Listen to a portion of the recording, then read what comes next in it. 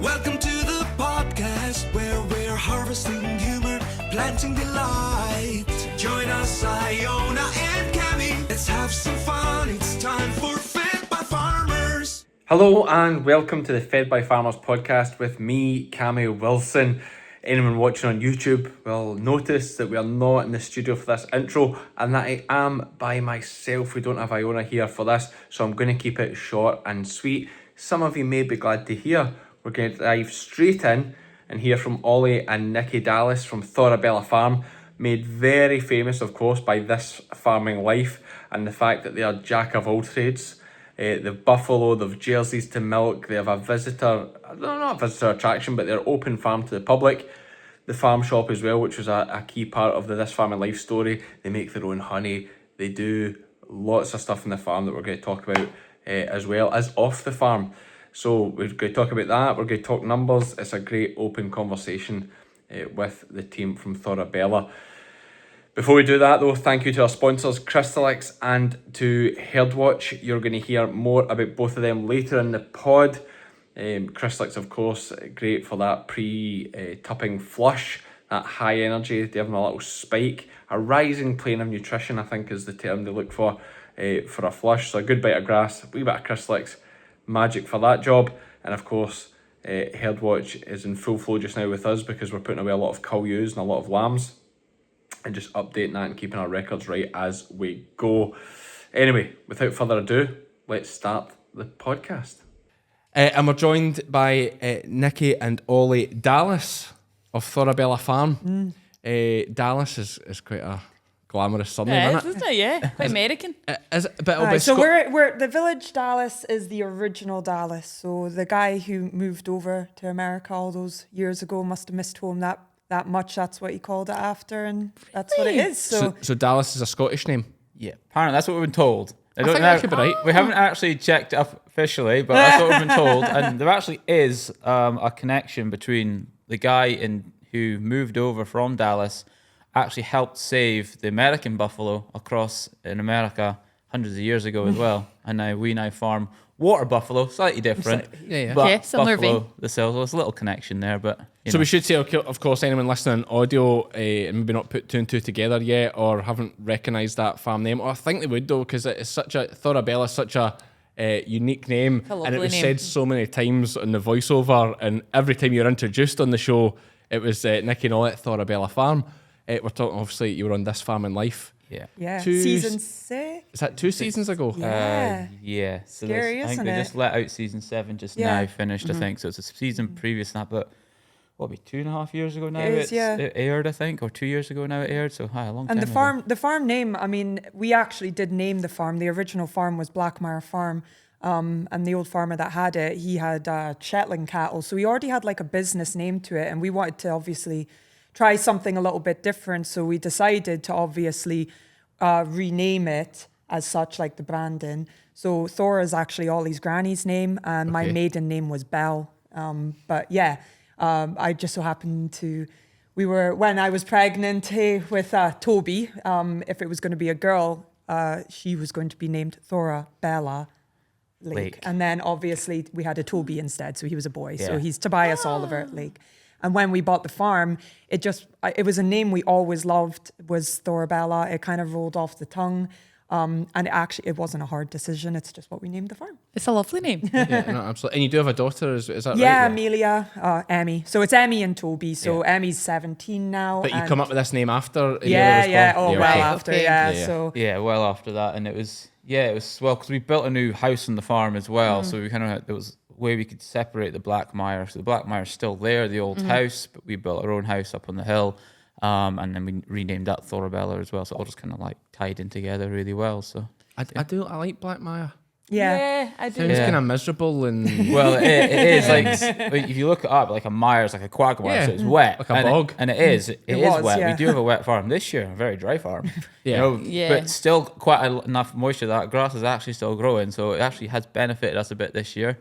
But yeah, generally it is generally wet, but that suits the buffalo as well, actually. So and you have 40 acres there. 40 acres, Yeah, 40 acres, and then we rent a further 59 and 85. Yeah, but something like again, that. it's like less favorable land. But yeah, so it's all just surrounding us, which just suits us nicely.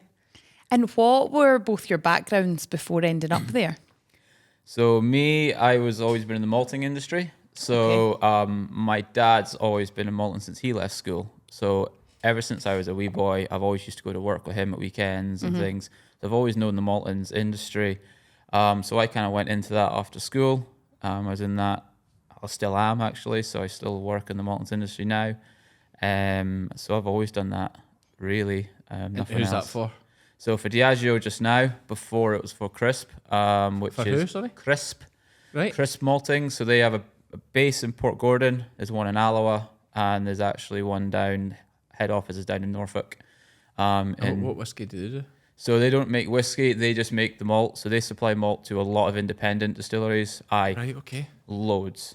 Like I think they're about 30 odd independent distilleries. I think they supply to. So. And what is the malt? So the malt is we'll take the barley from the farmers and then we'll grow it. So in a nutshell is we'll take barley, we'll grow it and then let it germinate for about 5 days and then we'll dry it back down again, and that is essentially malt. So what we're doing is we're taking the starch inside the grain, and when it starts to grow, it breaks that down into basically sugars that then can be used in this distilling process to make your spirit, etc. Okay. For then going on for whiskey or whatever. So it's only really the big boys that malt their own, is it? Is a lot of the wee guys? Yeah, so a lot of the wee guys probably all buy malt in. So there's And you're buying it. You're like buying it already. It's already started this growing process. You're buying it and just ready to ferment it. Is it a fermentation process or? So I don't know mass amount about the distilling process. Nikki will know more, and she can. She did work in distillery for a couple of years. But I've done the tours. I've done about 6 tours, so I should know Oh, by yeah. now. Aye.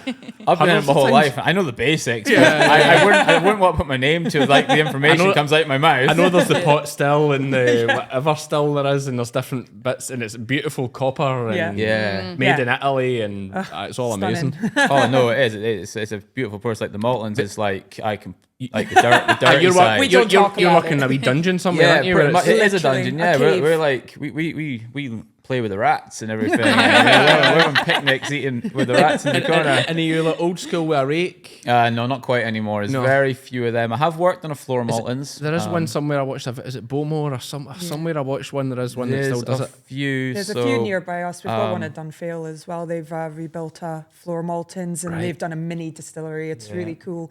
But yeah, it is a fascinating process. Like if you go back to old school, but Folk love whiskey. Oh, folk yeah, love definitely. whiskey. It's just a magical thing about it, and just like especially people abroad. Scotland, I suppose we're a bit numb to it a wee bit. Yeah. But like people abroad just absolutely. Oh, they love it, and especially where we are up north. Like we're on the whiskey trail as such. So, you know, there's Murray is massive. Yeah, Of course. There's all so many distilleries. of You're not them. far from Dufftown there, are you? No, not at all. We're only like 25 minutes from Dufftown. Yeah, the closest to us is probably Cardew that do visitor Cardew, centres. that's a big one. It's quite a big one. It's a and nice then I one. worked at Linkwood in Elgin, which is a closed site, but it's actually a 200-year-old site. So we're off to do our 200-year celebration because I was working there at the time. Even though I handed my notice in, I'm still invited back. Oh, that's nice. Yeah. They must still like me somewhere. It's a massive part of the Scottish economy, you know, is the whiskey huge. out with.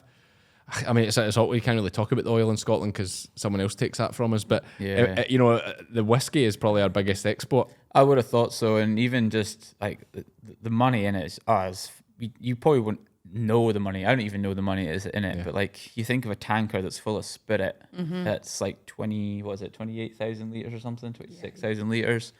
That's a lot of bottles. Obviously, I know there's a process to go into And even making then, you've got it. to add some water to it to like even like get it to that stage get of to putting it into the 40% barrel or to 40, get. yeah. That's what I'm saying. So it is crazy. I was putting it away at like 70%, like on average, you know, and then Yeah. you've got to add the water to it. So even then, that's just your pure spirit. Yeah. So- Well, I'm just back from Isla. yeah. We went there, and obviously, I mean, I've flown to a couple of different islands now, and it was definitely a different flight than a lot of what you'd say wealthy looking people. Flight was rammed, plenty of money going about. Everybody wearing, you know, hardly anybody wearing socks.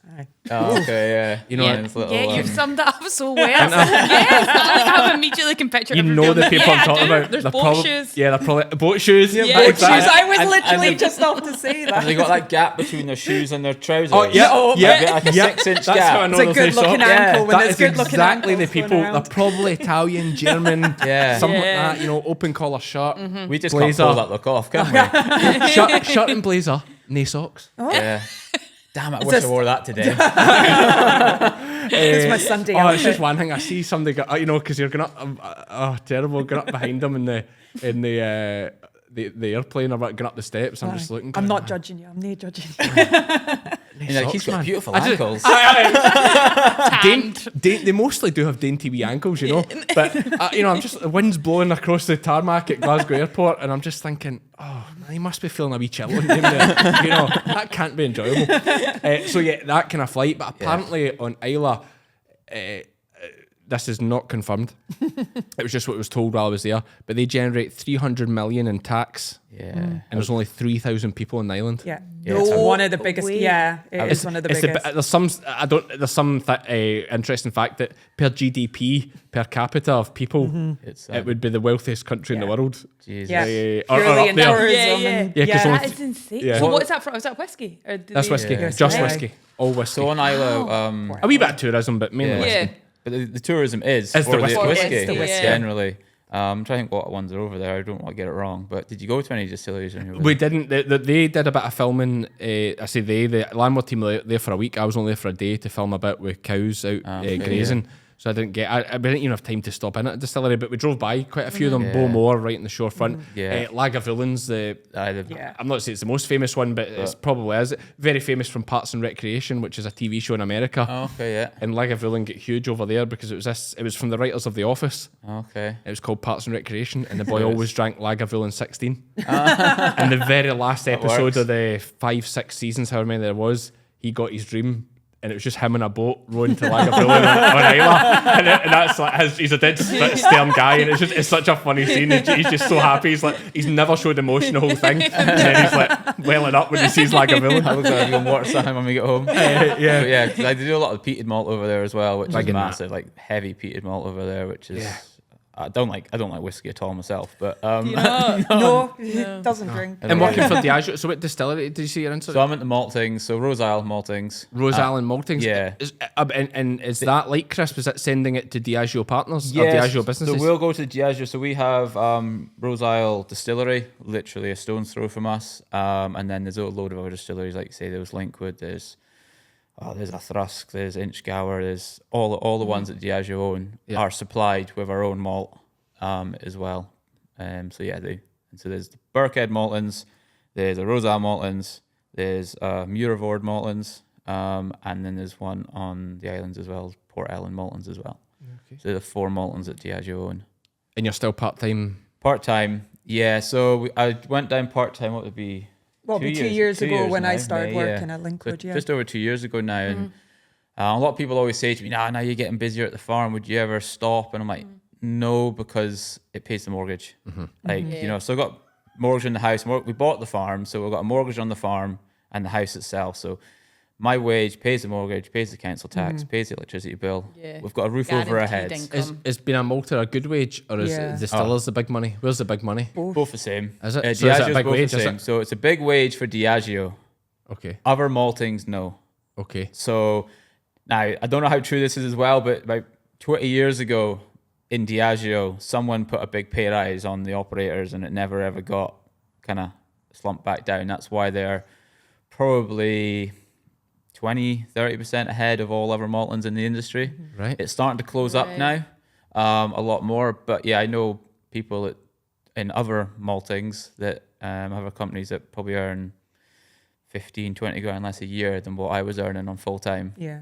Right. Same He's on very good industry. wage, yeah. Same industry, we're doing shifts, so we work shift work, so we got 6 to 2, 2 to 10, Unsociable and night hours, yeah. shifts and weekends and that. Okay. We get told when our holidays are, Well, I remember we spoke just briefly before we started the podcast. Diageo was a big thing in Kilmarnock. Well, Johnny Walker's is Kilmarnock, you know. At one time it was certainly, and obviously he's from Kilmarnock. And up until recently, every bottle of Johnny Walker's had, the Kilmarnock address on it. Yeah. That's obviously since stopped. But I had friends working in there, and they were working Friday, Saturday, Sunday, 12-hour shifts.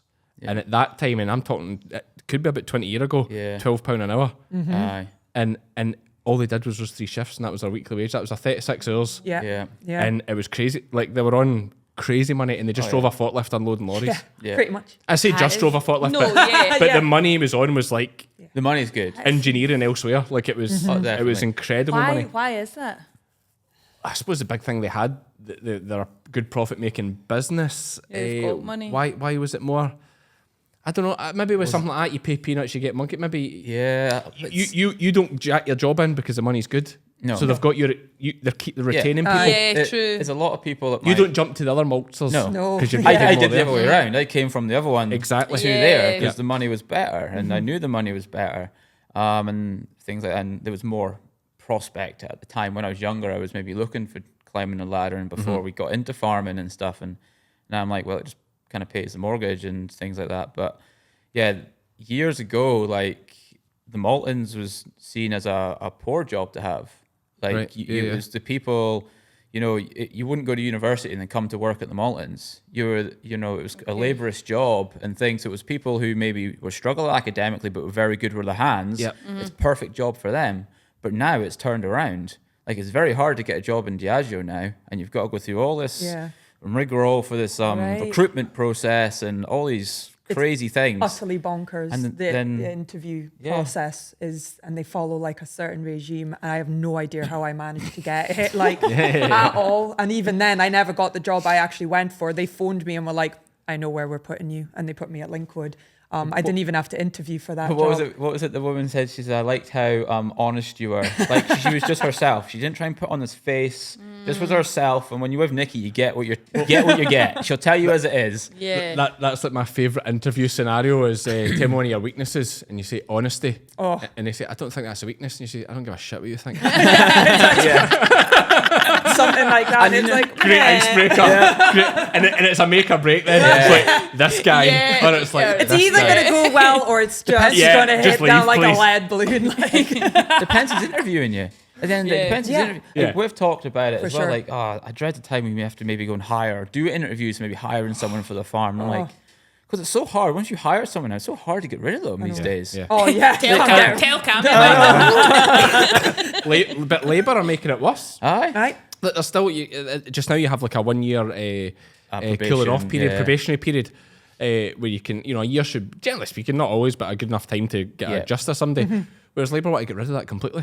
Do they? Aye, so like once they're there, they've got the full right. You just can't get rid of them, and it's like Can't do Come that. on. Like, if you didn't mesh, you don't work well together. Like, I'm not wanting to keep them around. Yeah. No. I'm sure they don't want to be around you either, no, but all they do is go off sick, Yeah. Aye. Wow. I know. Yeah. and you can't sack somebody for being sick. No. No. And that's when they get the more rights, when they start being off sick or they off with whatever it And is. that's where, dare I say it, I know it's easy for me to say as being an employer or whatever, but even having worked in the police and all that, like the mentality is shocking. Like, people see they're sick.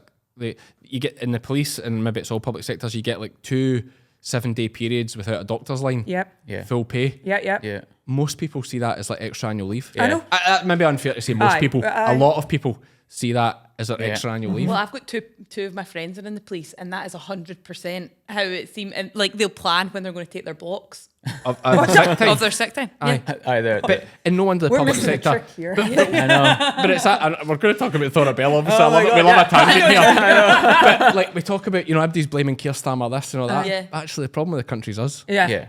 Like, Don't want to work. Don't Don't wanna want to work. Don't want to look after ourselves. Aye, for sure. Like, Like, NHS. 100%. It's been literally a moan of ours for a long time. And it's just like, everyone's like, oh, you guys are working so hard. Oh, when do you ever get some time off? And you're like, we don't. And- Like, and- it's like you just don't. Yeah. You work through it all. But that mentality seems to be so lost. And you hear all this chat now about you can't employ empty, there's no folk. But part of the bother of that was like our friends across the water in Poland and whatnot, they were covering a lot of jobs. Yeah. They were. They want to work. They want They to want work. what They they were wanted to send disguising money it, home, but now aye. their economy's booming. They're in Brexit. They're away back. So now all those jobs that were filled, those good grafting jobs, Yeah. There's a big gap, and none of our guys want to graft. Massive. I know. Tangent. Wait, I love getting into it. Nikki, tell us what you're saying. Obviously, what did, but what did you do before? I was a childminder when I met Ollie, and then when we moved up, obviously was pregnant with Toby, so yeah, we had a bit of a gap there, and we bought the farm, so I ended up being on the farm full time. But when Ollie had started talking about wanting to go job share, I panicked about money pretty much. It was like, well, if you're deciding to do that, that's not a problem, but I need to go find myself like a job to do to kind of maybe like, bridge that gap, even just temporarily. Like we always said, it was only ever meant to be a temporary kind of gig, really. But it just so happened a job did come up at Diageo, and it was for a day operator, so not as well paid as Ollie as a senior operator, but still well paid all the same. You were Monday to Friday. Yeah. It was obviously such a hard job. Bit mind numbing, and it was easy work. And yeah, went for the interview, and yeah, it just went really well. Like we had to use examples of why you wanted to, why you should be employed by Diageo. And I was using all these examples, obviously, that we used on the farm, like why we put a bull into that field, why we bought that extra stock, why we bought these extra, animals and stuff. But they just loved the examples. They were like, they were so unique, they were so different, and they loved it. So yeah, it was just really fitting, to be honest. And at the end of the day, when an interview, if you like the person, you like the person. Yeah, Like, and that's when an interview's really there to suss them out and see. Yeah. So yeah, because I actually went for a job in the Maltons because that's more what I knew through Ollie and his dad and stuff. And I got a job at the distillery, which is better. Yeah. No rats, and they can eat their dinner off the floor. Looking down at the Cleaner, like cleaner. The looking at riff-raff. all my stills and stuff and polishing things, I mean, you bought the farm. I'm right to say that it was a word of mouth thing. You just Absolutely, you just heard about it. No. So I mean, we were living in Dallas at the time. 2015, we moved there. We were living in the village. I mean, we loved it. It's such a cute village. We're still a massive part of it. We do a lot of stuff to raise money for the community, for the hall, for the school. They could do like a BBC Scotland version, like Dallas. There's a TV show called Dallas. I know. You could do like a All Scottish the- one, really, honestly- really shitty, low budget. There is some unique Dallas. characters in Dallas. We do love it. Like we fit in. Like I don't think they got a choice, to be honest. We just fitted ourselves into the village. But like I absolutely love that kind of just mentality. You help each other out. You raise money for all these small groups. So like all the kids can have their picnics and Christmas tree parties, and it's lovely. And what's your accent? Is that accent from Dallas? Is it? No, I'm originally from Inverurie, but Okay. just a bit of a mongrel. Right. To be honest, Granny was a school teacher, so you always had to pronunciate and talk properly. Yeah. But yeah, no, Great for a podcast. Yeah, I'm that's guilty it. of not doing it, so it's I good. don't need Iona's a I good- don't need the subtitles on and stuff. So it's Iona's good at the enunciation and all that stuff, eh? You think? Yeah. Yeah. Oh, yeah. Me and you can just mumble into them. Talk too fast. So On you go, Iona. no, I was just going to say. So what was the draw to buy a farm? So what it was is we rented a field actually because I had horses, and it just so Okay. happened there was a bit wet or a bit of like wooded lands down in the far corner, and we were renting from a farmer anyway, so we got like literally a 7,000 number. Like even the thought of it now, it was so long a ago. landless See, keeper number. Yeah, Yeah, land that's keeper's what it is, number, yeah. and we literally popped pigs in it because I was just. I kind of always wanted pigs Yeah. growing up. I don't know why. It was one of my favourite animals. I think there's a lot of pig farms where I grew up around, and I always loved animals. And the neighbouring farmer, neighbouring just to us, which we knew quite well, Mr. Green, so quite a big farmer. My mum and dad lived just down the road from him, so I knew him quite well. Always saw his pigs growing up and that. Ended up getting a couple pigs and put them in the freezer. And you know what? Obsessed. We got obsessed. Like the whole self-sufficiency thing just kicked in. Yeah. And that's where it all stemmed Yeah, from. we So got some poultry as well down there, and then it was like a couple of goats and. then we really had no space, didn't we? Yeah, no space. And then, like you say, it was word of mouth. The farmer had decided to sell. He'd gone and just literally told everyone. He was like, look, we'll be selling up. If you know there's anyone interested, come knock on the door. That's literally what we did. Went up, tapped on the door. It was like, there's no way in hell we're going to be able to afford this place, but let's just go see anyway. We didn't even know what the acreage Yeah, was or didn't know anything. anything. Drove Right. past, didn't even know what the price of land Yeah. was or farms. Just thought, bugger it, Absolutely let's come nothing. up What with it. year is this? 2017 Early we bought the 17, farm, yeah, so it okay. would have been earlier, and then we moved in the July. But what was interesting was, as I said before, we're a bit role reversal. I prefer kind of, you know, driving the tractors and sometimes doing all the animals and stuff like that, this and that, whereas Ollie's actually more crafty and has more like thought processes than me, shall we say. Not But a lot going on. there. See, you're talking about crafty. I'm having flashbacks. I might be totally wrong here. Is there not a scene where you're like building shells with your top off in This Farming Life? Was that Shells, you? what was I building? Are we We were building last the- minute trying to get the shop ready. I for- get in the shop. Shells, and yeah. you're cutting about the top off. I'm not sure if the top was off because these That was tits are in your bigger dream. back then. That was in your dream. No, I just remember thinking, God, he's bold doing this on TV. Maybe am I making You it should up? have Was seen it not? some Was it just stuff a he did vest? Was film. it? Maybe something, Maybe yeah. something, I just yeah. remember thinking, There was bit some of flesh, interesting filming bit of scenes flesh on on that. display here. There was one though actually back to the TV. They didn't actually put it on, which I was really annoyed at. So there's a couple that they didn't put on. So one was we were installing the septic tank for the God, cabins, yeah. and someone dropped one of the rubber bungs in. It wasn't full of any shit or anything, so it was fine. So we had to get the digger, lower me in on a pipe down. It was half full of water.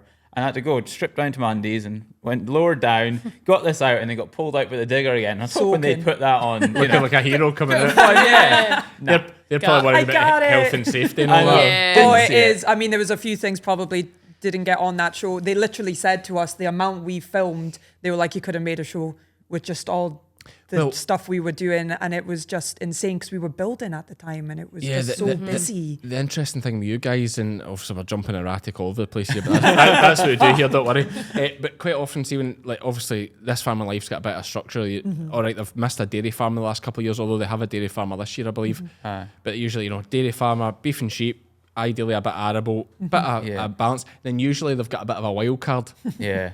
right? And usually when I see the wild card coming, I'm like, do you know what I mean? Like, You're not the only one. It's okay. yeah. We were worried as But we it, were it gonna was get our thought, biggest worry. Like, And at yeah. first, when I seen you guys, I'm like, oh, what's this going to be like? Do you know what I Aye, mean? Like, no. what have they chose here? But honestly, it was brilliant.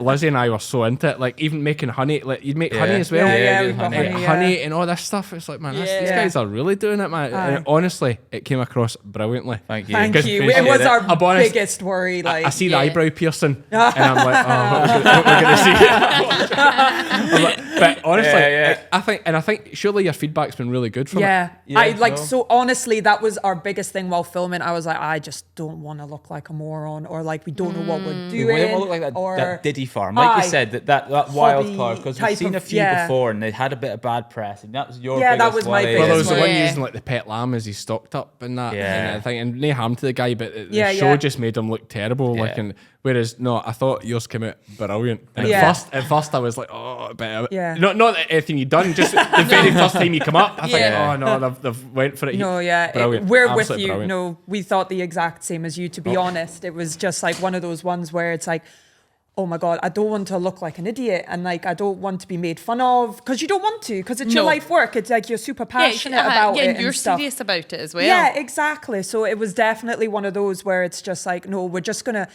Do you know what? Fuck it. Let's just go for it. Like we Yeah. have to, But it's by- brave. Yeah. yeah, well, And- we didn't even do any of the interviewing and stuff like that as such. I put in the application and I did a phone talk with them as well. But that was it. Like, whereas a lot of people I've heard in the past, they've had to have them up to the farm. They did a bit of filming. Then it was Right, like, okay. but they were very much like, just a Zoom you're call, doing wasn't it. it? It was a Zoom call we did, and I was doing harvest at your dad's place. And I Yeah. remember getting the phone call at the time, and it was like, had like 50 lorry line outside, and I'm like on the phone, and it was like, Nikki, what are you doing? And I was like, shh, like, you know, to the boss, luckily father-in-law as well. And but yeah, they pretty much just said, yeah, you're going to be on the show. That was it. There was no kind of humming and hawing about it, which was really nice. I think it was because we are. And Because we had a project were going on very too. different. Yeah. And we had the buffalo, we had sheep, we had some pigs, we had chickens, we had a bit of everything you could have on a farm. Plus we were building holiday cabins. There was that whole kind of And a bit of personality, which Yeah. helps as well. yeah. Yeah, I mean, we've always been loud Yeah. and annoying. Do you know what I love, Iona? All my livestock in one simple app. Aye, Cammy. Next, you'll be telling me your cows can send emails. Well, they can't do that yet, but with HerdWatch, managing livestock is easy. One app, all your cattle and sheep compliance records, medicine tracking, and more right there in your pocket. Tired of paperwork piling up like muck in your parlour? Sick of chasing scraps of paper when you'd rather be chasing sheep? Then you need HerdWatch. HerdWatch lets you register your calves before you've even wiped the afterbirth off your feet. It's so quick, I had time left to make a cuppa and drink it. Oh, God. Whether you're juggling lambing, TB testing, or just trying to remember where you left your wellies, Herdwatch makes sure your records are always up to scratch. Over 22,000 farmers across the UK and Ireland can't all be wrong. Well, not this time. Download Herdwatch now and join the herd, because the only thing you should be wrestling is the gate on a windy day. Herdwatch, farm smarter, not harder. And you're going to show my ignorance if I get this wrong, but are you into Jersey cows now? Aye, so we've got like 4 Jersey cows that we milk. We've got a very, very micro pasteurizing room on the farm, which is, it's all Very passed with expensive. EHO, a very expensive thing. And to be honest, like even like if you look at it from a financial / business point of view, it's totally pointless, but it brings in, it is, but it brings in like a totally different type of person and clientele to the farm.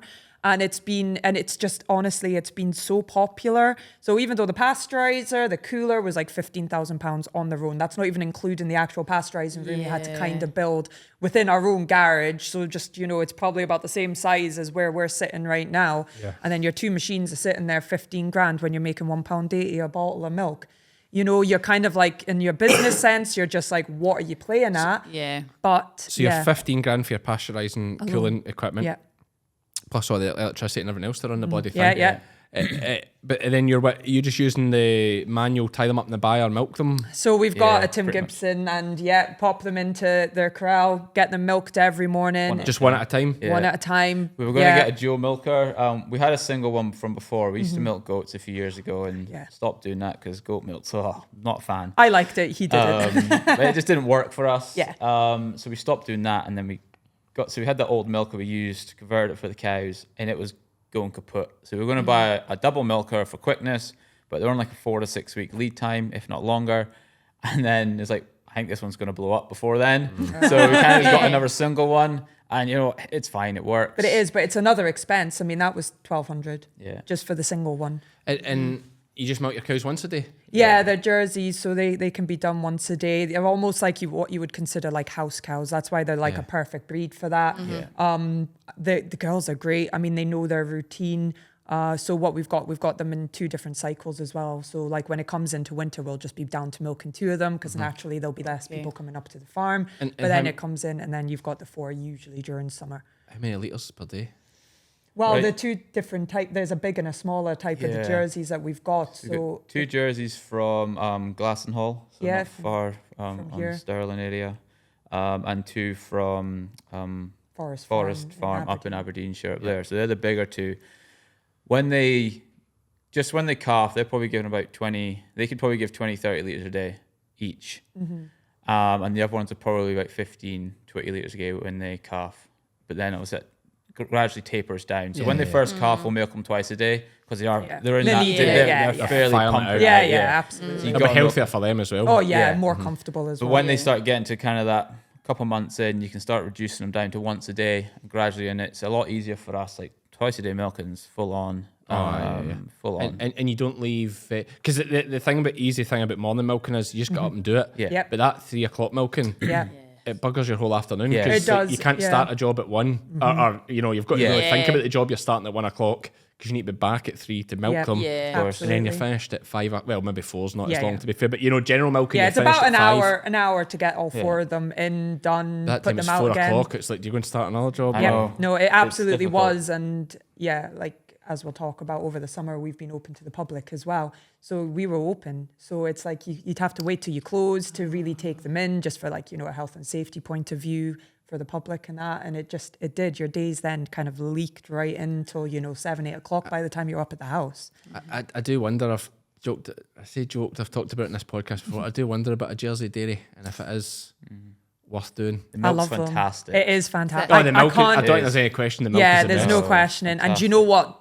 Just them themselves. I mean, they're so freaking cute. I mean, you can't They're not even deny massive. that. They're They're not docile big. generally, and they are great. My thoughts on farming a wee bit, and then maybe not Jersey cows as such, but I think like if I were to compete and keep up with other farmers and maybe get a bit more land, is like milking cows is the way, because like these guys, the way it is now, the way the beef jobs jumped, they're getting a double whammy. They're getting unbelievable money not unbelievable money, good money for their milk, Yeah. and then unbelievable money for the what was a byproduct at one And that's time. the thing. And I think as well, if you've got, which you would do, and you can like actually sell direct to customers, That's another that's factor. where your With the big jersey money especially. and with Yeah. the jerseys, because obviously if you end up trying to get into a contract, it's just not, wouldn't be worth the time, but direct to Jerseys, I think, customers. is the only jersey and organic are the only two that you can get a contract for down here. Yeah. It's hard. I think Graham's are paying 60 or 61 pence a litre Are they? for jersey milk. We were speaking to another farm. We visited a farm a lot further down, and they were saying they were struggling. Their contract was running out, and they With were, jerseys? No, just they normal had- milk. Yeah, normals. And they said they weren't Ayrshire getting a one. disaster. Yeah, and and it I'm was not sure- hard listening, Yeah. because it was such a shame, like all the effort they put into, and you see the hours Such they a put shame. into And as they were well. a They're dairy like, farm. I know, and You they're know. like, we're off to lose our contract. And they sell direct to the public as well as doing well the big, as- taking the tankers out, 6,000 litres a day or whatever it was. And Oh, they're struggling. there's people here just landed in it, just the contracts pulled, and they had to go with U-Tree, which was then bought over by Muller or whatever, but they're still paid on this sort of spot price. Yeah. Which is, it might be easing a bit now, but at one point was below the cost of production. I think Yeah. that was the same one they were on that we were talking to. Yeah. That rings a bell now. You mentioned that the Nutrient, the Muller stuff. But like you say, you just see how hard they work and how close they are as a family, and it is heartbreaking to see how hard it can be. Oh, absolutely, and that's why you've got to have the ball. You've got to have a real set of Yeah. balls to set up. But it seems to be MD setting up a dairy these days. I'm not MD, but as jerseys. Yeah. Yeah, I mean the jerseys for us were just kind of a bit of a your- do you know your what? idea, Yeah, it was. I kind of was just like, do you know what? I wanted a cow just for ourselves. We're self-sufficient with meat. You Yep. know, we've got the bees, we've had the veggie patches, we had all that, and it was just like I had the goats, but obviously Ollie wasn't as keen on it. Fair, so you have to look at another option. So yeah, jerseys were just kind of an obvious one, and we were just going to get one for ourselves. And then everyone was interested in it, and you were like, do you know what, sod it? Let's just see, price it all up. And it was a ridiculous amount of money. But like I say, I wouldn't change it though. Yeah. I wouldn't change it because it's just brought in a whole different set of like clients. The milk gets sent away to our pals in Bucky, and he makes it into ice cream as well. So it's another product. Yeah. And it's locally made, but it means we don't have to buy that extra bit of kit to make our own ice Yeah. cream. So we just do the milk, the pasteurizing, and we sell it from a vending machine in our own farm shop, and that's it. And it's is it like you put the cup under and the milk comes out, or So is it's it like all more of a pre-bottled? tap one. So we've got the bottle, and we've got half bottles because people come in. They sometimes make those Milkshakes. delightful milkshakes Oh, with all the yeah. E numbers that the kids go nuts for. So that's why we got the smaller bottles as you, well you, this year. You provide the syrups, do you? Yeah, got the syrups. They pop it underneath, press the button and hold it. Milk comes out the tap. Done. It's got 40-litre urn underneath. It's got a wee agitator in it. Very small scale ones, like the big vending machines you usually see that they pay Yeah. a card machine, they put the bottle in, it all fills itself automatically. Ours is very manual because they're like 12 grand each for one of them. This was 4 And this and a is half. like 4 or 5 grand. So you're just coming back to the honesty thing a bit again. Yeah, and we do Okay. still run the honesty during the week and that. Obviously, when it comes to holidays and weekends, it's manned now, so that's really nice, And folk, folk do love. They love the patter, they love the chatter and stuff like that up with Yeah. us.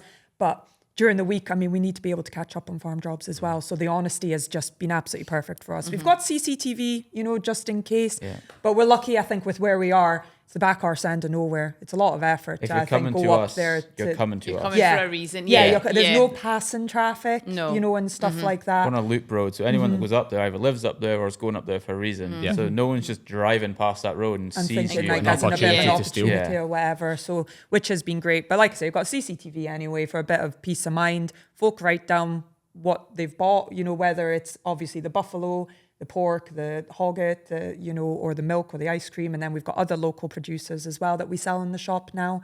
And then, they pay bank transfer, PayPal, cash, go on their merry way. So it's worked really well. A lot of people, they love it. And especially like with local folk, and they just want to come up and grab their milk and be on their way again. They don't want to stand there maybe chatting for 20 minutes either. So, Yeah, it's handy. it's worked really well for us. Yeah. See, just to go back, so you went to see this farm, you had no idea what it was, the cost of it and stuff. So when you went to see it, was it just, yes, this is perfect? So It was funny, yeah. they were very old school. So I got taken away by the farmer, the old boy, and you got taken away by the wife. You got dragged into the house, and I got dragged to the land. So when we went round and looked, I saw the barns, the fields. I hadn't seen the house. You hadn't seen the land. Yeah, at all. I asked him up on the hill. I says, right, what do you want for it? Like, what's the price of it? And he's like, right, it's valued at 360. And I was like, right, okay. And I'm like thinking, like, we just bought a house for 180,000 in the village and got a mortgage for that and stuff. And thinking, geez, we just bought a house 6 months ago. Just built an extension on it as well. So I think we extended our mortgage for that as well, thinking. So I was like, yeah, okay, yeah, it's not, yeah, well, it's like not going like, holy crap. I went, yeah, oh, okay, yeah, no worries, I'll speak to my wife and talk about it. We went away and we spoke about it. We talked to family, spoke it over, we discussed it and looked into it if we could afford it, and basically said, like, look, we want it. We're going to try go for it. And basically we did. We borrowed money from... Beg, steal and borrow, yeah. Borrowed some money from your uncle. Yeah. And then we got another bigger mortgage and stuff like that. Yeah. So we managed to be able to afford it. And the day we moved in, still hadn't seen the house. We only viewed it once. I hadn't seen the house. You hadn't seen the land. I hadn't seen the land. So I went into the house and like, oh, this is a nice house. And then you go up to the land and like, you're like, holy shit, we've got an awesome view across the Murray Firth up the top of the hill. It's you beautiful, can see, which you can't see down at the road, down at the house. And I hadn't even seen the barns because I had a barn, a hay shed, and a wee workshop around the back as well. I hadn't even seen them. I'd just kind of seen the roofs from the road and just what Ollie had told me. And they were so much better than like what I even had in mind. But he was like, oh, I've got a surprise for you. And we walked up the hill and there's ruins there as well. And then just that view of the Murray Firth. And he was like, we're going to build a house here. Like, this is always where we wanted to build that house. So, I mean, we were in the house for about 18 months, put the planning permission and everything in. And 2019, we started building and we built a load-bearing straw bale house up on top of the hill. And then like COVID hit. And we actually managed to get it all built and moved in within 11 months, living in a static caravan, and Ollie being a essential worker. Because for all those taxes we spoke for all about the earlier. for all the reasons earlier. Oh, is that right? The whiskey kept going? Yep. Whiskey kept going, and he had a letter and everything. They used it as because the byproduct kept the farmers going. Yeah. That was the word. All the draft and the byproducts kept the farmers going. But do they now not put most of the draft into bloody biomass? Yeah. Into AD plants, isn't it? That's what's upsetting a lot of the farmers. Yeah. Is it, They get more money from there than they do someone's from telling me they get, I might be talking nonsense, they get nearly 100 quid a tonne. Oh, I'm not sure. Oh, I don't know the exact amount, but I know it's more. It's mental. I spoke to someone a few years ago and they were talking, it's like down at like, it was like 15, 20 quid a tonne, like a farmers were getting it for, which fair. But I'm not sure if biomass are getting that. Well, that was the story I heard that that's delivered. They were the biomass that these but people AD are literally plants growing the grass and that, and just burn cutting it just to burn it. Oh. It's absolutely mental. You're like Honestly, looking at it going, fair enough, it was like a waste product or something that you had the public, too much of. Yeah. They're cutting like perfectly good fucking grass that should be fed to either animals or I know bales just or that, whatever. like, and put crops, away. like it's you know, Aye, wheat and everything. wheat, I've seen wheat standing this tall and get cut when it's green straight into the biodigester. It's like the public do not realise like the cons that are going on in this country. Just for this trying to get this net zero or this carbon zero kind of or but it's whatever all you the want to taxpayer call that's it. paying for all that. I know. It's like these ED plants. It's taxpayer that's all subsidising all this nonsense. Like it's. God, I've seen some article shared this morning. Got another tangent. One of the UK's biggest weapons manufacturers has said they'll be net zero by by 2035. They make bombs. They make bombs. I know. They've got a net zero target. You're like, what is going on here? Honestly. Insanity. And then they blame the cows. and then they blame the cows. Yeah. Exactly. Like the whole thing is just, and this AD plant thing as well, and like you know, I've said before. To be fair, I even think with like malt and barley as well. Like I think a lot of that land shouldn't be eligible for subsidy. Like I'm a big believer. Like if you're growing crops for somebody to burn, then and they would say, oh, but you know, it's energy, it's green energy, it's producing and all this stuff as well. But like you're getting a big dunt anyway. Yeah. Not using it for food production. Yeah. So like, why do you need your other dunt? That's my controversial take on it. If someone was off on me for it. And comment. But exactly, I drop the comments on YouTube. But we're farmers, like, at the end of the day, things are tight. If somebody comes to you saying, No, like, absolutely. pay an extra, 50 quid a tonne for your grain. obviously. You're not Yeah. going to say no, are you? Obviously, you don't. Aye. Because you've got to pay the bills and people don't realise how... Well, like right now, malt and barley, it's so cheap. Yeah. Because there's so much malt and barley out there from previous years. Everyone's slowing down because of the downturn in the whiskey industry. Everyone's slowing down. Distilleries are shutting down or going to 5 days from 7-day working. Maltons are slowing down because no one wants it. Whiskies were getting crazy though, weren't they? They were getting a bit silly. So what do they do? That then affects the farmers. But the farmers got to grow that stuff the year previous and plan for that. Yeah. And now they're Then getting it's hit dropped. for almost like very little profit in it, if any, just now. 100, not malt and barley, but regular feed barley. Yeah. £120 a ton off the combine. That's about right, yeah. Like Well, I was told 160 to 180 pound a ton for malt and barley. So I think I was in only by a couple farmers. I was saying they need to hit 160 just to break even. Yeah. And that's not taking into consideration other costs of like breakdowns and stuff Or if like it that. goes in and gets rejected because they want everything 10% and under just now. yeah, well, somebody told me they've been really pernickety Yeah. because Really pernickety it- because they can be. well, and they're using that as an excuse. Yep. because they don't want the volume. They don't want They've got nowhere to volume put it. because They don't can't want do it. Yeah. So I've even heard someone saying that someone else might not be taking in barley next year, a merchant, because they've got too much from this year. It's They're not going to scary. take it. They're not going to have a harvest next year. Absolutely. If Well, nothing turns up. Skip a year. we spoke off the podcast, and I don't want to say too much about it. I better not for sake of the people who have got it for. But look, we're storing grain for a distiller just now Yeah. Oh, because the place they're fair play, they're buying it, Yeah. which is good of them. But the place it's meant to go to, he's got. They usually go to. He's got that much grain left for other distilleries yeah. because they're just sitting on it, Yeah. Yeah. slowed production, Yeah. and I know. it's knocked the whole chain. Yeah, it's just bonkers. If you've got, like, say, if you got a spare shed just now, you can fit lorries in it, fill it with grain for a merchant, and you'll make a lot of money doing it. that Always way. advice. Is it getting worth money? And it's never. Well, is it never? I'm not saying never get job. That's the thing, but it's hardly worth sitting on grain. In terms of storage, yeah, but If actually it's someone else sitting on grain, owns it, if someone else owns the grain, they're paying you to store it. Yeah. it's Right, worth yeah. it. Very it? much worth Yeah. it. I get the price list. I didn't think it was. Well, from what I heard in the past from I don't know what this is about 5-6 years ago. What I was told, it was roughly you get £1 per ton per week. That would be more like what I would be thinking. Yeah. Yeah. Whereas And I'm like, you that- think, like you say, you've maybe got there's 20. so Say much you've got just now. even a 10,000 ton shed. It's 10 grand a week. yeah, but the price list I got is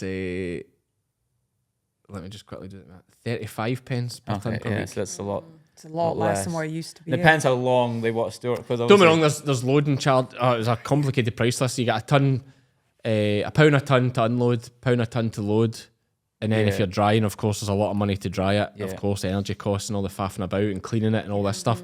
But actually, just storage. I want to see the price list, and well, that's what I basically said. It's like no chance. It's like you need to find somewhere else. I says Yeah. 35 pence a week per So ton. It's maybe like, it's different from here to up north as well. well, I spoke. Less availability. I spoke to Crawford Niven, who's a big Aye, he's arable up, boy, up further up, not quite your way, but he's at Perth. He's halfway between us, maybe. Halfway. And he contacted somebody he knows that does it, and they reckon they're 50 pence a ton. But as he points out, they don't get me this wrong here. They're storing something like this. They're storing 6,000 tons. Yeah. They've just a shed for grain, and it stores 6,000 tons. So if you're $3,000 a week Yeah. for a shed sitting, Aye. Do nothing. 12 grand a month Exactly. You can't for really a say. shed, for just a big. Aye. Yeah. Can't All say right, the no to shed would that, cost aye. $500,000 or something. So, Yeah. but you're no longer paying it back when it's. But soon 12 come grand a if you're getting $3,000 a week from that, that'll pay the loan you've got to put that shed up. month. Easily. Yeah. Plus a pound a ton To to deliver load, it, yeah. unload, and all the faffing about that goes with it. Yeah. Yeah. Oh, if you're up in a big way, but on a small scale, I thought, It wasn't worth it, that. I just didn't think so. But No, it's- maybe I'm being greedy. But maybe more. Maybe because I know what we pay like commercial rates to rent, because Yeah. we rent a wee unit for the sheep game. It's probably because I know what we pay monthly to rent that. That's the yeah. thing. When it becomes commercial, it's just bonkers. Aye. So it's a It different- is, it's a different game, and Yeah. you don't want farming to go down that route too far. Crystalyx Extra High Energy Feed Blocks have been providing high energy supplementation to ewes, lambs and rams in the UK since 1978. Packed full of protein, vitamins, minerals and trace elements, Crystalyx Extra High Energy has been proven to increase live lamb numbers and improve lamb daily live weight gain at a cost of only 4 to 7 pence per ewe per day. To view the full Crystalyx range and find your nearest stockist, visit crystalyx-global.com. Back to Thorabella. We're doing well today. What's actually making the money? So definitely we Apart from you at the distillery. Ollie's working. But yeah, no. So we decided to put a barn up. Talking of barns, so that's what we decided to do for this year. Last year we were doing farm tours. We had the holiday let accommodation that we were building during this end of farming it. life. Yeah. Yeah, which was doing well, doing really well, no problems there. But you know, it's always just like, well, what's the next step for us? So yeah, it's always going to be barn space. We are a small farm. Even when we rent a couple of fields, that might not be forever. You never know what's coming around the corner. So it's like, right, we really need to put up another shed, like regardless. But how can we make it work, like you say, so we can crack on? So yeah, that's what we priced up a barn.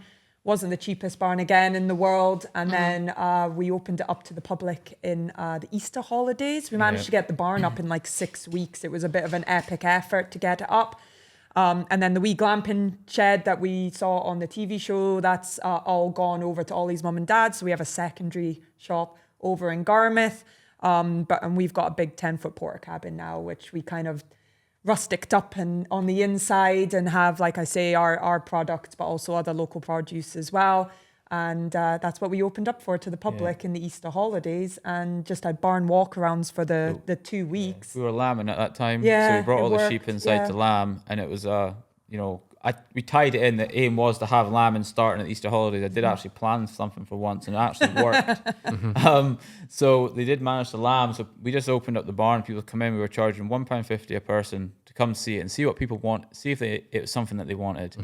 And you know, it was manic. There was some days we had 300 people turn up. And we were only charging £1.50 per person just to bring them in. That was too much. Yeah. But again, it was maybe because of the pricing, but it was something new as well. I mean, that's the thing up north, and I've said it like a million times. It is like it's lack of population we have. Yeah. Whereas down here, obviously, there is more people. If you open like maybe something similar down here, it's going to have that amount of people. But for us, it was shocking. Yeah. It was great. I mean, did they all absolutely park? insane. We have a big car park that do you? tar chipping. Yeah, That was being rolled 9 p.m. the day before opening. All that jazz. The car park will hold about 30 cars. So obviously, like we were open for like 4 or 5 hours of the day for the lambing stuff. But you'd come into the barn, you'd see all the sheep, you could feed them some feed, see some new pet lambs, stroke a pet lamb. Stay there an hour. Yeah, we had some goats in there, some bunny rabbits, and a few other little jerseys, things we brought in. So it wasn't just them you saw. Yeah. So people could come, like say, people would walk in the barn. You could literally walk up and down the barn in 5 minutes and leave again. Yeah. Or you could spend their time, enjoy the animals and everything. Even some people got to see some lambs being birthed and stuff like. So it was quite good. But yeah, I say 300 was kind of too much, but like the 100 mark's a good number, you know, because it's steady flow, it's not too busy.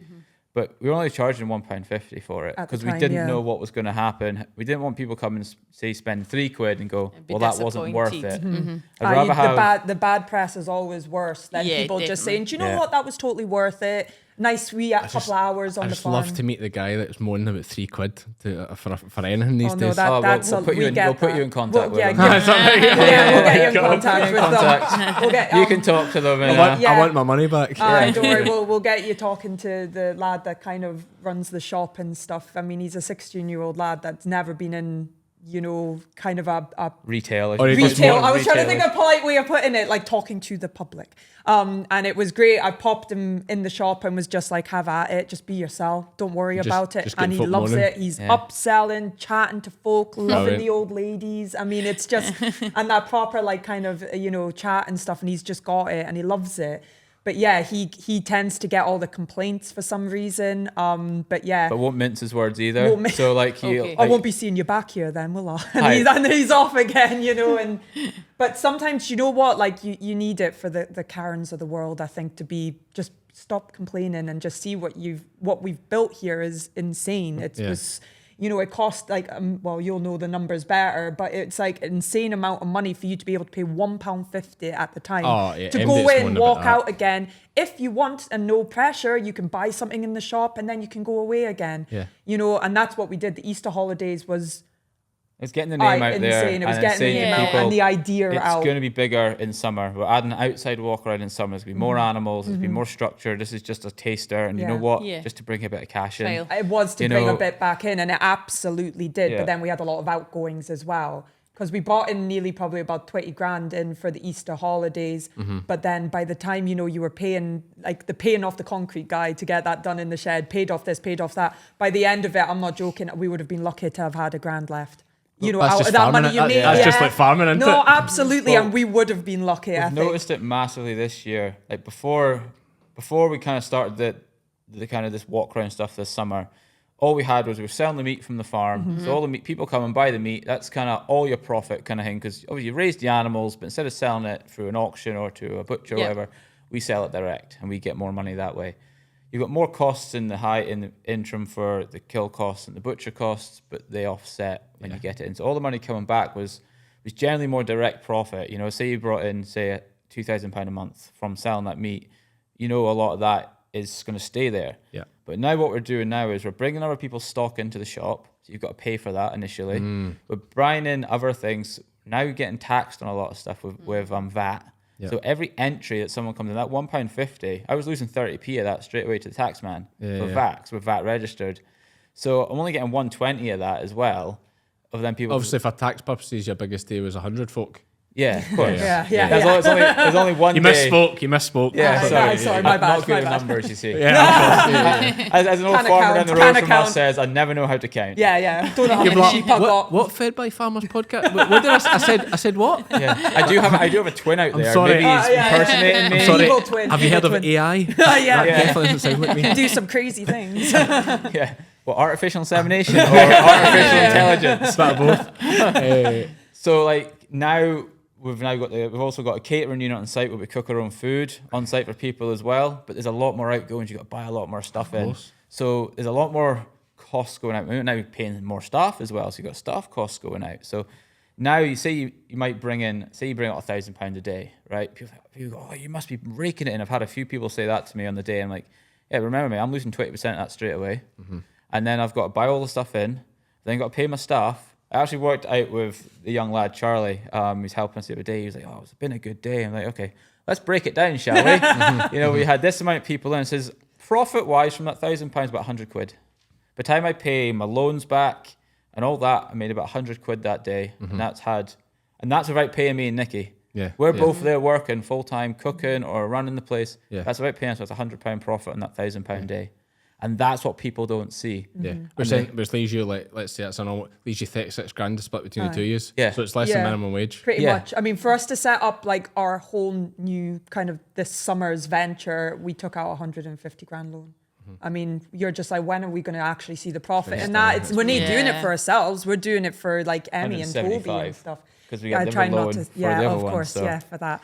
So 175 correction. Yeah. But you're just like, we'll never see the profit of that. And we're the ones that are working our arses off to pay it all off because it's what we love doing. It's a proper passion. And But is it, you said they're doing it for the kids, but like, are you doing it for the kids?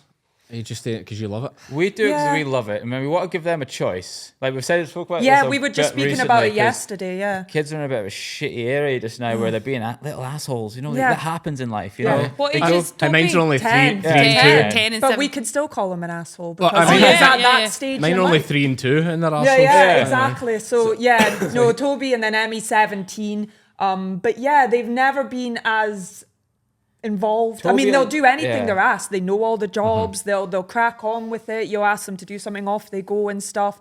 But you do Sort kind of just think, grown and the not much usual love in it. Yeah, and you're just kind of like, I think the biggest argument was definitely, from the oldest, and it was just like, well, you guys set this up. You guys are all stressed and busy and this and that. It's your problem. It's like, it's not my problem. You chose this, and you were just like, asshole, but fair. But you're just like, so you are right. Like, you're setting it up because you need something to be left to them. What they do with that?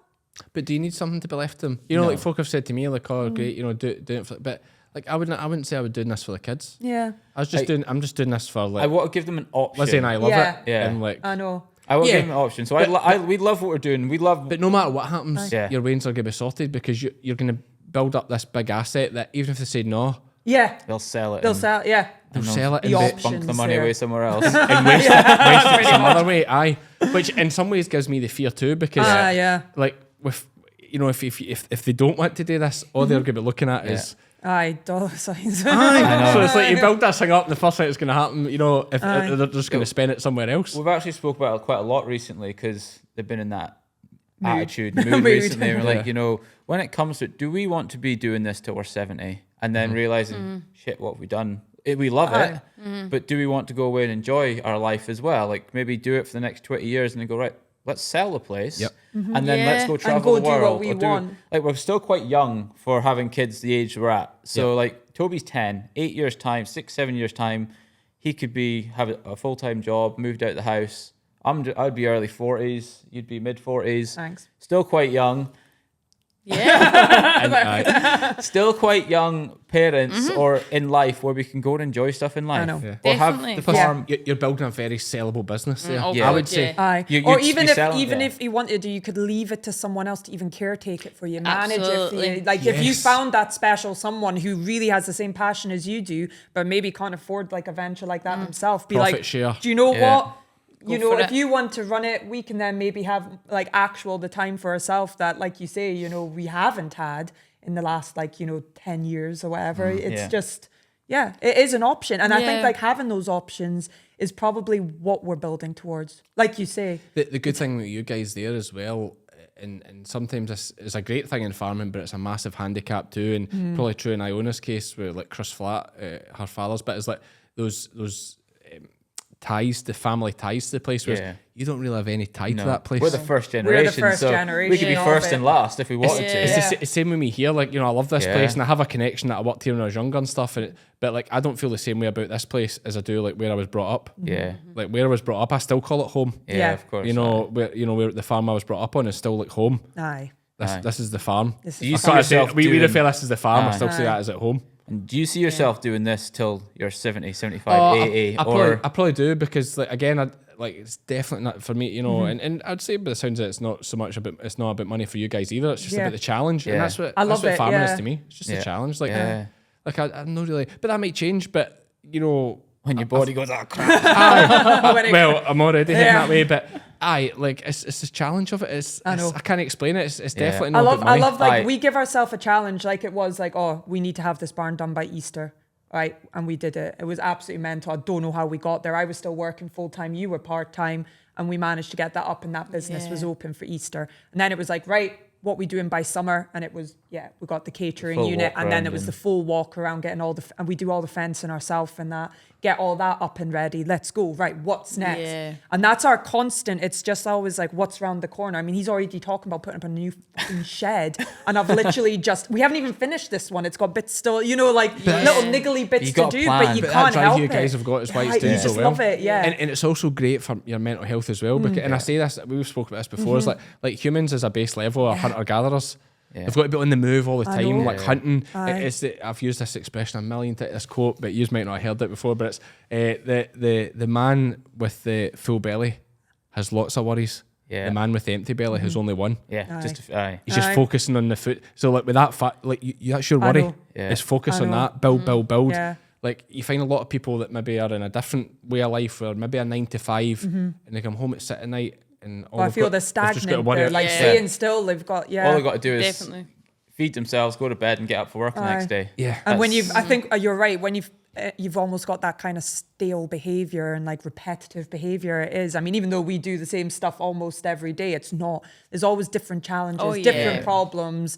You know, this has got out, that's down. You need to fix this. Bloody tractor's gone again. You know, it's like, But it's always a different stimulation, thing. isn't it? Yeah. And I think for people who Yeah. are like the majority of like, I think it's that we're skewed because the people who we surround ourselves aren't living that 9 to 5, Monday to Friday. Yeah. But the majority are, and then that is that stagnation. They're going home. Yeah. How are they being stimulated? They're literally having their tea, sitting on the couch. Oh my watching God, telly and yeah. going to bed. We're like, do you know what would, someone said to us, what would you be doing if you weren't doing this? And you're like, God knows. I don't know. Yeah. No I idea. really don't like, know. I have Just no arguing. idea. Yeah. You'd just be arguing at I know. home, just like sitting over each other. Well, he wouldn't just- be in the house, that's for sure. I'd be building more stuff, but I'd Yeah, still yeah, be true. I'd still have something to do because like when we had the house in the Yeah, village, we I built the built extension, everything. Built we the did all the extension, garden, and yeah, always you building know. something. I was building picnic benches Aye, and for stuff. sure. And but So what is the future? Just keep building this. But are you looking like? What are you looking like? Like Heads of Air farm park idea where it's just constantly open to, or I should maybe use Dulscone Farm. Sorry, Dulscone, I should use Dulscone first there. Dulscone Farm, Heads of Air's closer, that's what popped in my head. Dulscone Farm style where you're just open to public, not all the time. I think what but always is going to be our barrier is our location. 100%. I mean, we're 10 miles from Elgin, 8 miles from Forest, but we're up a single track road. Yeah. And it's always going to be our barrier. But you know what? What we've always said is we kind of help where we are. Yeah. You know, as long as the road people and the council are happy with us doing what we're doing, that's fine. But I think we're not stuck, but we're maxed out limited in our location at the moment. We're also limited with space and land. We want a farm. We still want the farm. Yeah. That's Nikki's big one. I don't want to go away from farming. That's what we started. We want the self-sufficiency and things like that. So that we always want a farm. And so I think the next thing we would to get more land so we can actually farm more buffalo. Like we're very limited in how much we can farm on 40 acres. what is your land up with you? What is that like? That kind of land, 4,000 an acre, 3,000? Say something like that, maybe. Yeah. And we are like we're right up high as well. So yeah, generally all around.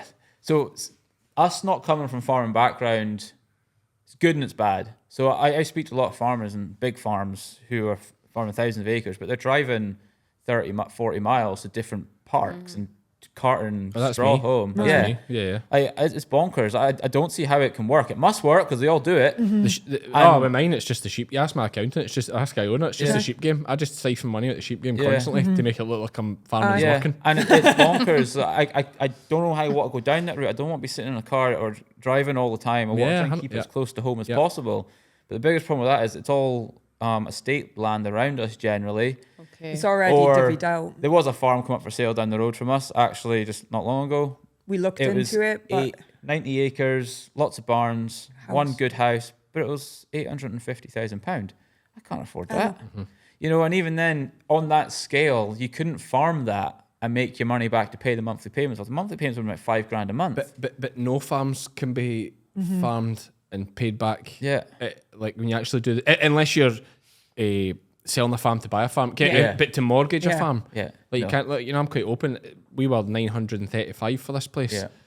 That's it's coming down a wee bit all the time now. It's 4,900 a month now. Yeah. It was 5,400 or something when I started. But like £4,900 a month, it's like how do you bring that in monthly? I mean, don't get me wrong. I will caveat it in saying a steading can pay. Yeah. I should be saying is sorry, a steading can pay, like, because we have these sheds. It's actually not that hard to make sheds pay. Okay, because you could rent them out for bloody anything. Yeah. You know, but see, bare land. Aye. And land around here is going to be anywhere from 5,000 to 10,000 an acre. I know. Yeah. That never pays you back farming. No. Ever. Yeah.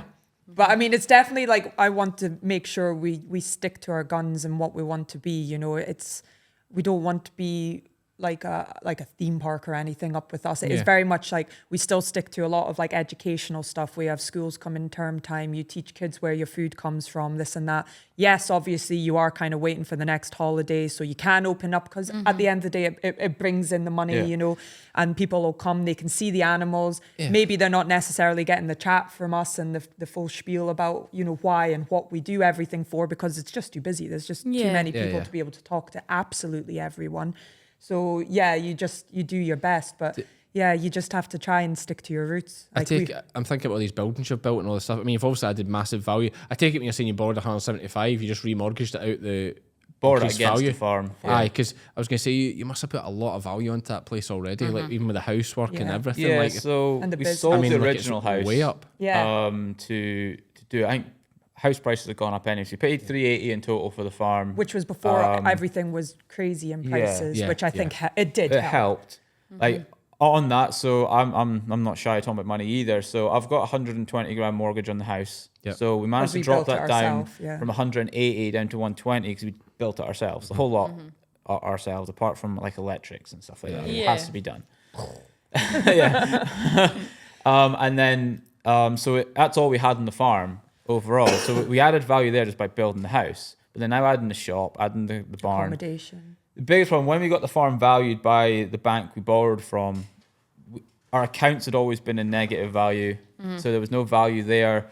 The holiday cabins were in there, had just started, so there's no accounts for that either. So there was no business value. It was all just land and property value. So 150 was the max I was going to get. I could have got up to 200, But there was something about the lawyers that they were moaning about the house because they wanted to keep the house separate and on about the driveway. So just get rid of that section. Don't worry about it. Just value the land and the barns. So they did that, and that's fine. So we got down to 150 is what we could borrow. So we maxed out on that. But now I could go back to them. Now I've built the barn. I've now got the shop. I've now got the catering unit. You can then borrow more against that because you've now Added more value. Yeah. Because they're worth more once they're built than they are in a kit kind of thing. So. Oh, yeah, and that's probably what a lot of farmers do. I dare say you borrow to build a section in advance. You do that, you revalue, you borrow again, and you just keep doing it. Feels like you keep doing it. It's Like a I'm on about doing it again. It is like, we're yeah, sick in the head. Because that next thing is like, oh, how are we going to make money over winter? You know, we've got to pay whatever it is, like 15 grand or whatever, like, you know, a month, and you're just kind of like, oh, shit, like how are we going to get all that money in winter when you don't have many people want to come out because the weather's crap, blah, blah, blah. So yeah, you know, you kind of think of all these little schemes, but I don't know. It is my worry. Definitely is winter. Do you do online meat sales? No, we only have sold directly to the public. It's been one of our thing about food miles and stuff like that. And I kind of feel like I've ranted about it enough. I'll just look like a massive hypocrite if I end up posting. But meat. also with that now as well, Bills to pay. I we know. can't keep up with that. You're right. If yeah. we from this farming life, the amount of emails we got, oh, do you send it down? Yeah. Sorry, we don't. We just sell it locally from the shop, right? So, because we've only got, 40 acres. If I had 100 acres and I'd almost triple the amount of cows that I've got, I could keep up with that demand. But I can't keep up with that demand, and I want to keep my local customers happy. Yeah. Before that, and because buffalo, I can't get even if I went and bought a heap of stock in that needed a couple months finishing, there's nowhere to get them from because it's buffalo. Yes. So that's the hurdle a bit there that's caused us a bit of an issue as well. Yeah.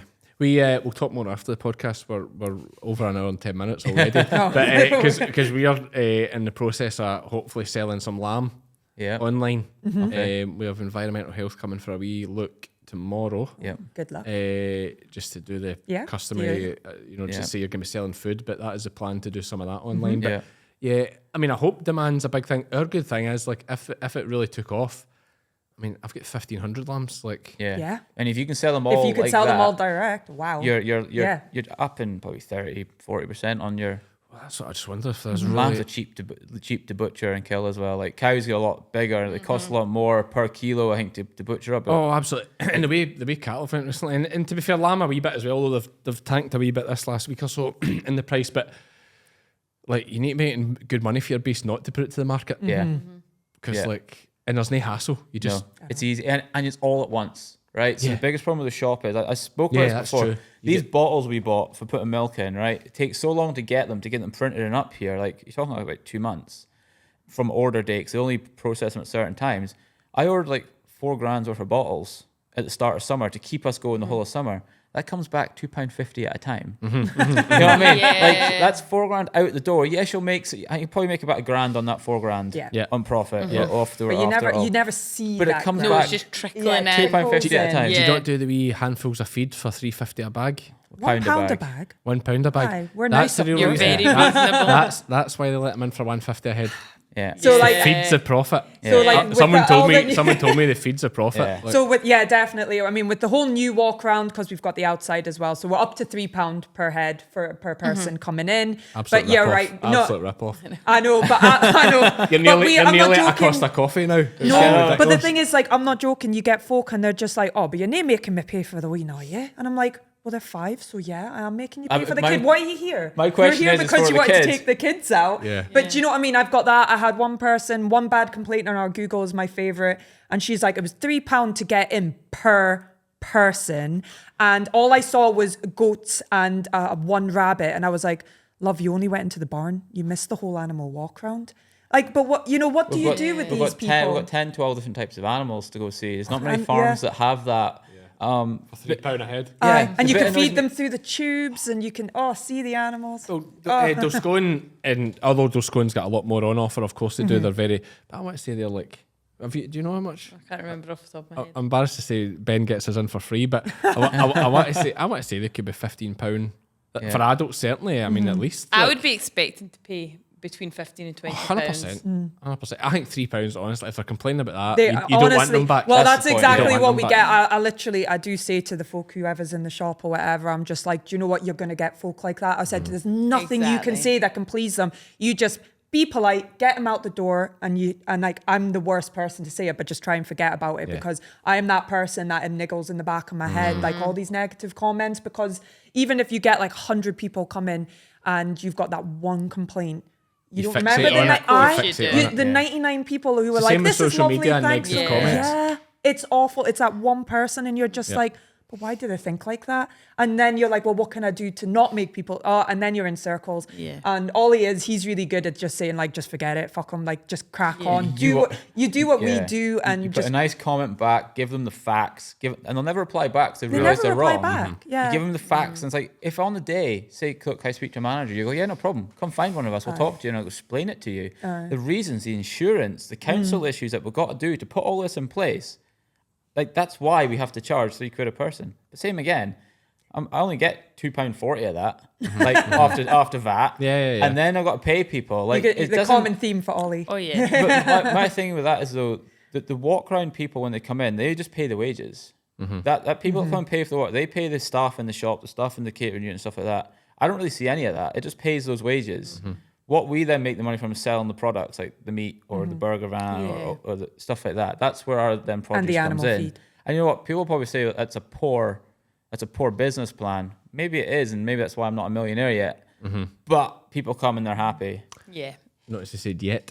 I do. Yeah. I love a bit of ambition. So once I sell the place, I might.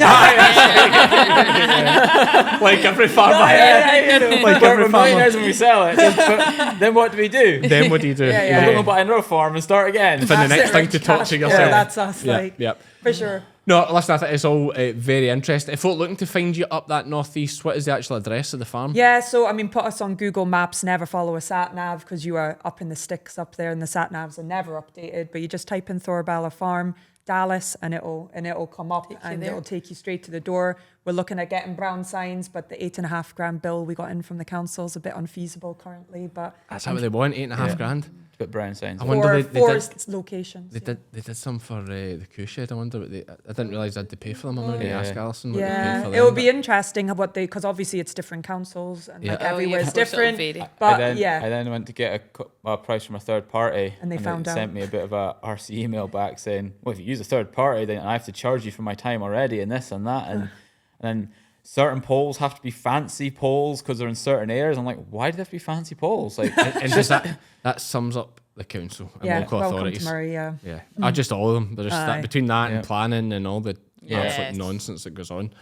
Hopefully, environmental health lady's really nice. Yeah, fingers crossed. Dear smile. Is there anything else you want to add or tell us about before we? No, we could sit and blather away for I know, ages. To we be fair, it's could. great crack. Yeah, no, absolutely. Farm shop's open 7 days a week. The animal walk round and the Buffalo Bite, which is our catering unit, it's open weekends and holidays. So yeah, just keep us up to date on Facebook. And I was going to say you can be seen on Facebook, Facebook, Thorabella Instagram, Farm, yeah. Instagram, and keep up to date with the things. Are you quite good on that? Or? I am. Every day. That's my job. Yeah. learn every day that needs to do Every it. single You day. do. You have to Well, post I've got something to. every If day. the minute we don't put something up, I've got people turning up saying, "Was the animal walk round on?" So yeah, you just You know it's a drop in sales if you don't Yeah. do it. Or Yeah, people is that come right? in. Yeah, Yeah, if you don't do something every day, you seem to, like the algorithms lose you. Yeah, okay. Kind of thing. It keeps you in people's That's the faces. one thing Iona gets on me quite a bit, and rightly so, is like, although we sell a lot of merch, Yeah. it's like, if you actually look at my Facebook, like, I never post about it. Aye. Like, and same with YouTube, I Yeah. never mention it. Like, but push nothing, Christmas and lambing time, I'll mention it at lambing time because that's when all our bills are getting, we're getting really tight. You'll notice, see if you see I mention it, I need I'm some tight. money. I need some money. I'm tight. But I try and we have this conversation a lot because a lot of other companies, they mention it almost every day. They'll do a post every Yeah. day Yeah. with the Yeah, merch, yeah. and I 100% get it. But it's almost a I have full-time to do job. it. Yeah, it is. Well, but yeah. also part of me is like, I It's feel not it's too you though. pushy. It's not Oh, you. I agree, but it's my morning coffee job. I'll have my But yours coffee. is and different. I'll- It is Because different. It's an experience you're selling. Oh, yeah. whereas I you're- can't explain it. I just, I get it. I get it. I just, do get it. but anyway, as things get tight, you'll see me push. Talking about things getting tight, I probably need to post today. But listen, fantastic having you both with us. A really enjoyable podcast. Yeah, Thanks for and, having us. No, thanks. A long Thank drive you. for you, so really, really appreciate it. No. And then we'll go over to this place and see what you think we can do here. That'd be Yay. brilliant. Thanks very much. Thank cheers, you. cheers. Cheers, guys. And we're back. Thank you very much to Nikki and Olly for a fantastic podcast. Very bubbly, enthusiastic, happy people, and great to chat to them. And we actually spoke for an hour and a half after this podcast, having a wander around the farm, and they shared some great ideas about what we could do with the place as well. So watch this space. We might go down the public route in the future. Anyway, thanks very much to them again. As I say, if you're listening to this on the road to Lockerbie for the North Country Cheviot sale, you will see me there because I am heading there also, and we'll see if we can pick up a nice little pen of Cheviots. It's unlikely because if you've watched any of my vlogs, you'll know how stingy I am and that I always panic at an auction. So time will tell. But thanks again, Herdwatch and Crystalyx, for sponsoring the podcast. I've been Cammy. Unfortunately, she's not been Iona, although she was most of the podcast. And we're all fed by farmers.